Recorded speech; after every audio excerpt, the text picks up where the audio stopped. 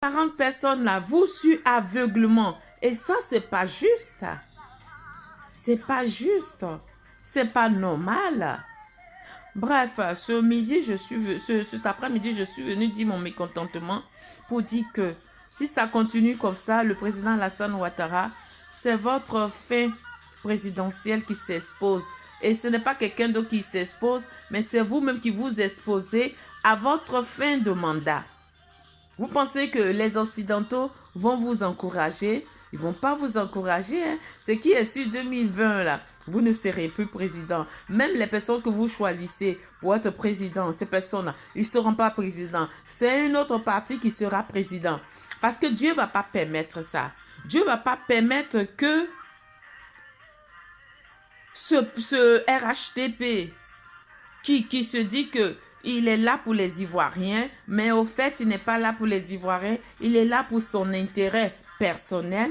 Donc là, il fait de sa politique comme il veut, comme il entend et comme il fait. La manipulation des êtres humains, abus de pouvoir, abus de pouvoir. Moi, j'appelle ça abus de pouvoir. Je ne suis pas là à l'école, mais j'appelle ça abus de pouvoir. Vous faites l'abus de pouvoir avec vos ministres. Et ça, c'est pas juste. C'est pour ça que les politiciens opposants ne peuvent rien dire si ce n'est pas le vieux Bédier seulement qui peut parler. À part lui, personne d'autre ne peut dire quelque chose. La Côte d'Ivoire est devenue une Côte d'Ivoire sombre, une Côte d'Ivoire muette, une Côte d'Ivoire qui n'arrive pas à s'exprimer parce que quand on exprime, on met en prison, on jette, on tue. Tout ça, ce n'est pas normal. C'est pas chrétien. C'est pas musulman. Donc là, vraiment, Dieu, il a son dernier mot. Et Dieu, tout ce qui est injuste, Dieu, il n'aime pas ça. Donc là, si vous avez la crainte de Dieu, je pense que vous devez revoir votre politique, votre manière de gouverner. Si avant 2020, sinon, vous allez être surpris. Vous allez être surpris parce que si vous comptez sur votre milliard, si vous comptez sur les personnes que vous pensez compter, ces personnes-là, ils ne vont pas compter sur vous. Hein. Au dernier moment, ils vont changer. Ils vont dire non. Ils vont écouter sur ce que le peuple va dire. Parce qu'on ne va pas croiser les bras, nous amener à l'abattoir avec les yeux fermés. On aura aussi notre mot à dire. On aura notre mot à dire. Parce que là, ça suffit. On n'est pas au point où vraiment, on va vraiment balancer la Côte d'Ivoire. Je fais un rêve où la Côte d'Ivoire était une cité française. Je me suis réveillée dans mon rêve il y a 20 ans de cela. Je me suis réveillée dans mon rêve. Je dis, mais quel rêve j'ai fait ça? Et tous ces mouvements que je suis en train de voir là, je vois et que quand il y a un problème en Côte d'Ivoire, il y a un État occidental qui se plaint, ceci, cela. Je fais tout. À chaque fois, je reviens sur mon rêve. Je dis, mais le rêve que j'ai fait, finalement, la Côte d'Ivoire, ce n'est pas l'indépendance. La Côte d'Ivoire, c'est une cité française. C'est seulement que on nous donne le visa pour venir en France. Sinon, ça fait partie de la France. Voilà. Comme les Antilles qui rentrent, qui sont français, mais nous, on est ivoiriens, mais dans le document, dans la politique, dans l'administration, c'est la France qui gère. C'est ce que vous nous montrez. Et c'est pas caché. Vous nous faites, c'est comme un sorcier. Il fait sa sorcellerie. Quand ça prend pas maintenant, là, c'est vis-à-vis. Pour que tout le monde voit vraiment que c'est un sorcier. C'est ça. C'est ça. Donc là, M. Alassane Ouattara, c'est vraiment ce que j'ai appris que c'est ça, que cette femme a été expulsée par la vérité. Elle était expulsée parce qu'elle a parlé bien de l'Afrique. Elle était expulsée parce qu'elle combat son Afrique. Elle était expulsée parce qu'elle est dans un truc politique opposant. Vous l'avez expulsée. C'est que vraiment, monsieur, vous me décevez, monsieur Alassane Ouattara. Vous me décevez. Et ça, c'est vraiment triste de jour en jour. Moi, je ne suis pas là pour faire des critiques, vraiment. pour pouvoir vraiment troubler les troubles. Non, c'est pas. Mais ce que je dis, ça a un sens. Ce que je dis, ça a une construction parce que j'appelle tous les Ivoiriens à se réconcilier. J'appelle tous les Ivoiriens à ne pas voir ce que le RHTP est en train de faire, mais de chercher toujours à dialoguer, de chercher toujours le dialogue, parce que c'est ce que le président Houphouët-Boigny nous a appris, le dialogue, la stratégie du dialogue, le partage, la compréhension, la fraternité. C'est ce que le président Houphouët-Boigny nous a appris. Et vous-même, vous étiez dans son gouvernement et vous a appris ça. Où vous avez mis toutes ces leçons du président Houphouët-Boigny. Où vous avez mis ces stratégies du président Houphouët-Boigny. Vraiment, c'est triste. La Côte d'Ivoire a honte. La Côte d'Ivoire pleure. Mais c'est la fin. C'est la fin. Parce qu'en 2020, moi je pense que c'est la fin de votre mandat. Donc, vous n'avez pas peur. Parce que quelqu'un qui doit aller à la mort, il s'en fout de la mort. Il fait ce qu'il veut parce qu'il sait qu'il va mourir. Il sait que vraiment la mort l'attend. Donc, il s'en fout. Il amène plusieurs personnes avec lui dans la mort. Mais nous, les Ivoiriens, on ne va pas aller dans la mort avec vous. Hein.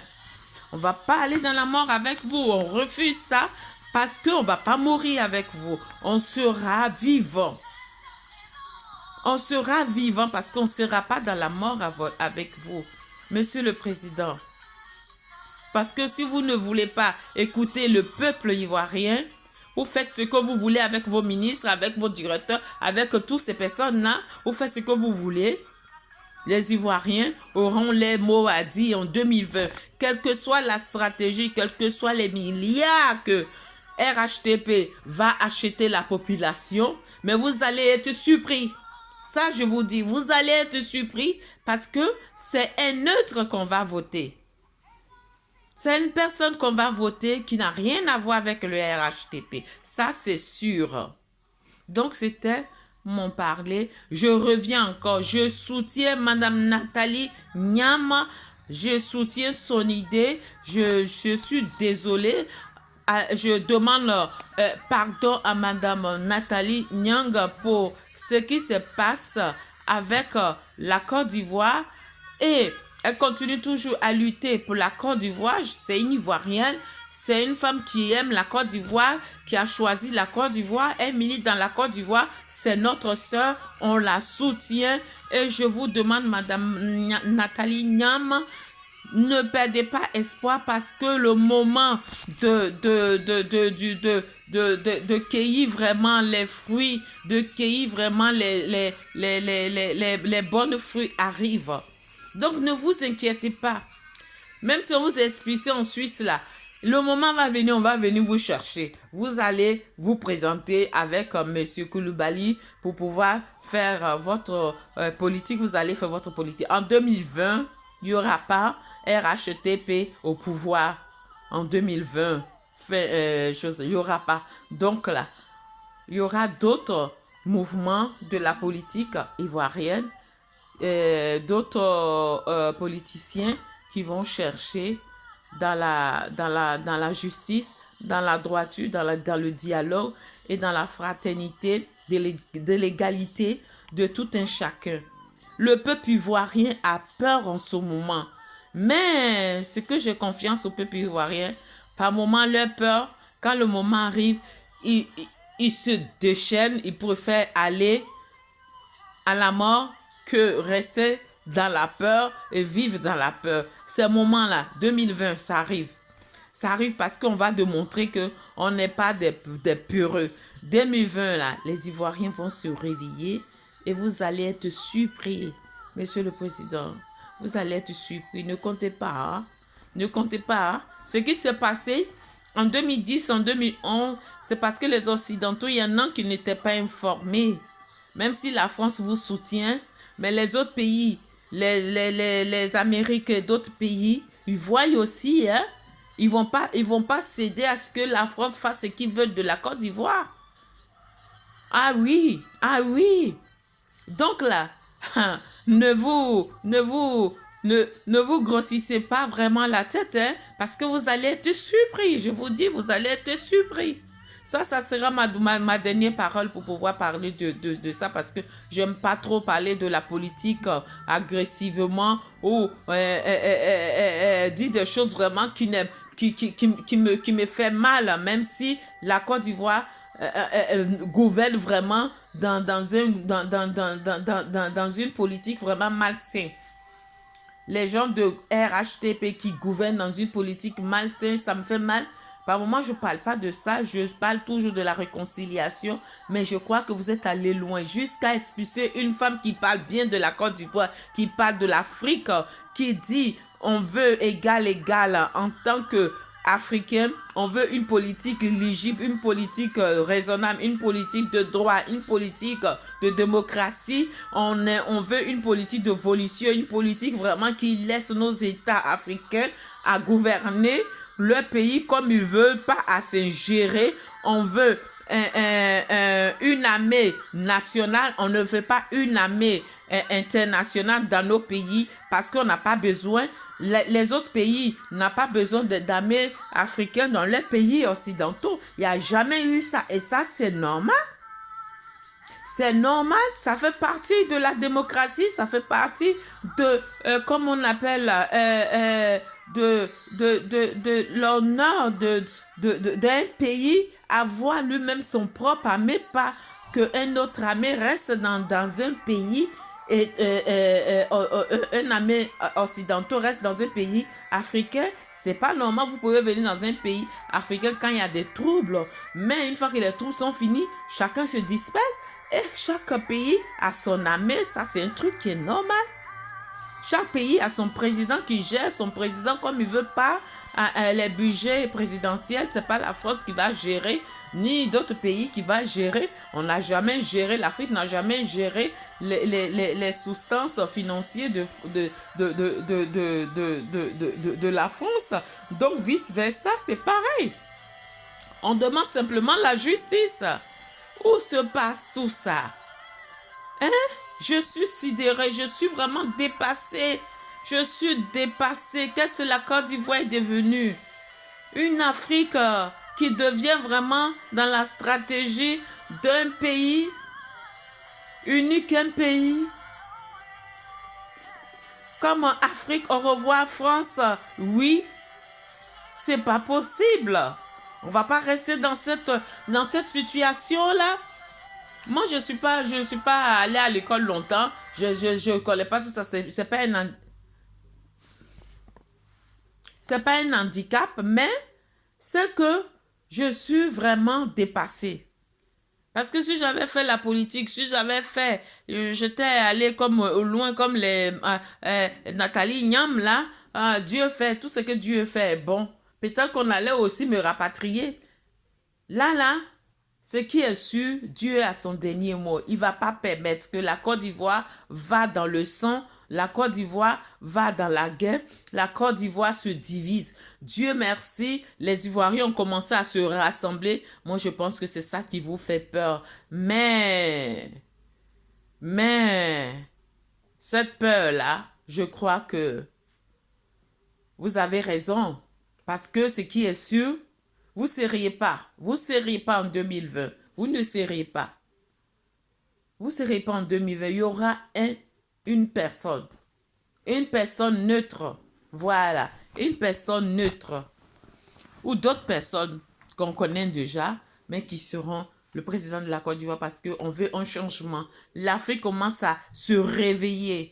Donc, je demande à toute la population ivoirienne de se lever, de marcher. Tous les opposants qui sont en Côte d'Ivoire doivent marcher pour Nathalie Nyam, pour son expulsion.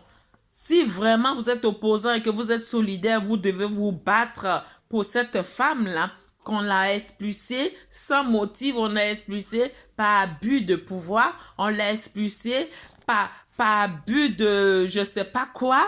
Parce qu'ils sont au pouvoir, vous devez marcher pour ça. Vous, les opposants de la Côte d'Ivoire et les opposants d'Afrique, vous devez marcher et crier haut. Crier haut ce qui se passe en Afrique, ce qui se passe en Côte d'Ivoire, qu'on ne veut plus. On ne veut plus ça. On met nos dirigeants au pouvoir. Une fois qu'ils sont au pouvoir, ils font ce qu'ils veulent. Ils n'écoutent plus le peuple. Ils n'écoutent plus. Pourtant, ils viennent, ils disent qu'ils sont socialistes. Quand on est socialiste, on ne fait pas ce genre de trucs-là. Bon, ben, voilà, c'était mon mécontentement. Mon nom, c'est Bonjour, bonjour. Donc, si vous voyez, j'ai fait mon téléphone coupe. Donc, vous allez voir plusieurs vidéos qui suent. Parce que ça se coupe à tout moment. Vous allez voir plusieurs vidéos. Donc, vous allez écouter toutes ces vidéos-là. Et si vous avez aimé, il faut, comme on appelle là, liker, il faut partager, afin que toutes les personnes qui passent sur ma chaîne puissent comprendre mes idées, puissent comprendre ma réconciliation avec la Côte d'Ivoire, la réconciliation avec l'Afrique, et que l'Afrique, en tant que femme africaine, et les hommes puissent vraiment se lever pour dire non à l'injustice. On veut la démocratie, une démocratie de sécurité, une démocratie de loi, une démocratie de richesse, une démocratie libre d'expression, libre. Sinon, on sera dans une démocratie d'esclavage. Ça n'arrange personne, ni les Occidentaux, ni les Africains. On veut être libre parce que si on abolit l'esclavage, c'est que c'est quelque chose vraiment affreux, c'est quelque chose vraiment de ignoble, c'est quelque chose vraiment d'inhumain. Donc, il ne faudrait pas qu'on revienne sur ce système-là. Donc, je demande à toutes mes frères ivoiriennes, à tous mes frères africains, je vous souhaite, je vous dis merci et je vous dis de supporter toutes ces personnes vraiment qui ont l'idée de pouvoir amener l'Afrique à changer.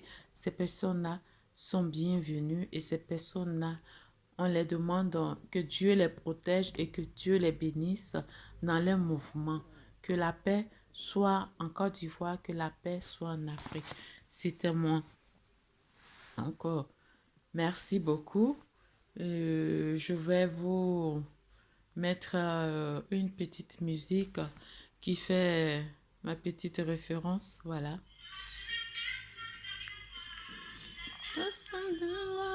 Tu es tout pour moi. Je vais changer ça parce que voilà, c'est ça ma référence.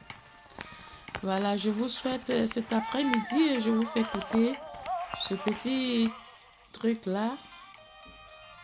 Voilà. C'est une chanson que j'aime bien. Je t'aime. Jésus, je t'aime.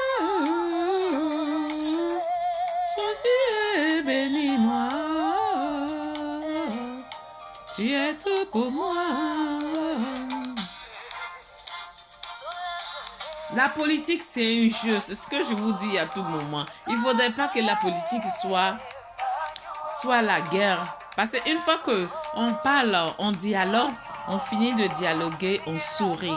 Voilà. Comme ce que je viens de dire, on sourit et on s'en va en avant. Et on amène notre Côte d'Ivoire, notre pays africain, à pouvoir comprendre des politiques de démocratie dans la joie et dans les bonnes circonstances, dans l'humour. Parce que la politique, quand on fait dans l'humour, on prend les choses facilement, on ne se fâche pas et on dit ce qu'il y a et ce qu'on doit changer et les solutions qu'on doit trouver pour pouvoir faire avancer notre pays. Voilà.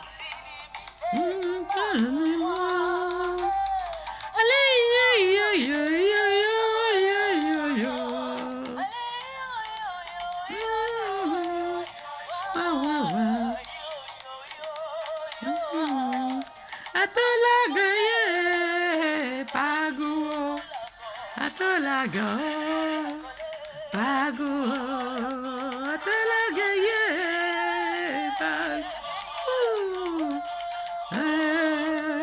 pago, yeye laga pago.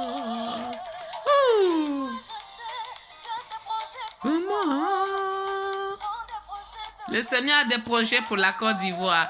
Donc là, Ivoiriens, Ivoiriennes, soyez tranquilles parce que 2020, il va sauver la Côte d'Ivoire. Parce que la Côte d'Ivoire, c'est pour Dieu. Ce n'est pas pour les Ivoiriens, ni pour les choses. La Côte d'Ivoire, c'est pour Dieu.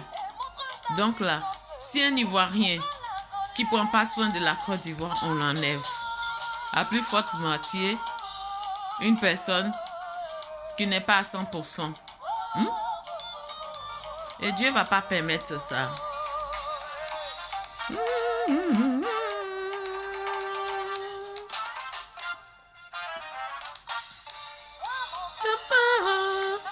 Me connais.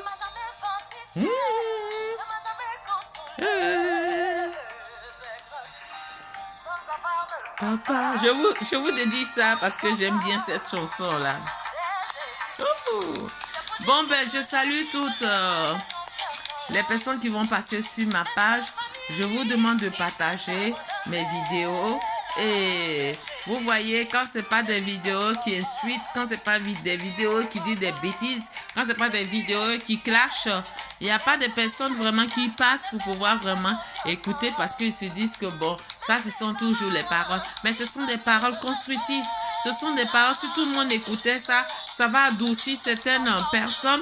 Et ça va amener les Ivoiriens à comprendre qu'est-ce que c'est la démocratie, qu'est-ce que c'est la politique. La politique, ce n'est pas la colère. La politique, ce n'est pas l'injustice.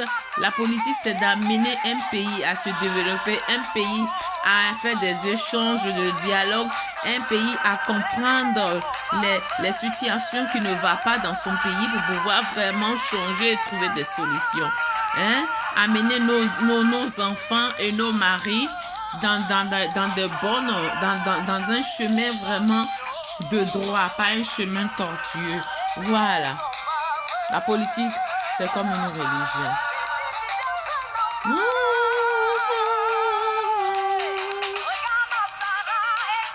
Enfant Dieu, et sa victoire. Tu as la victoire.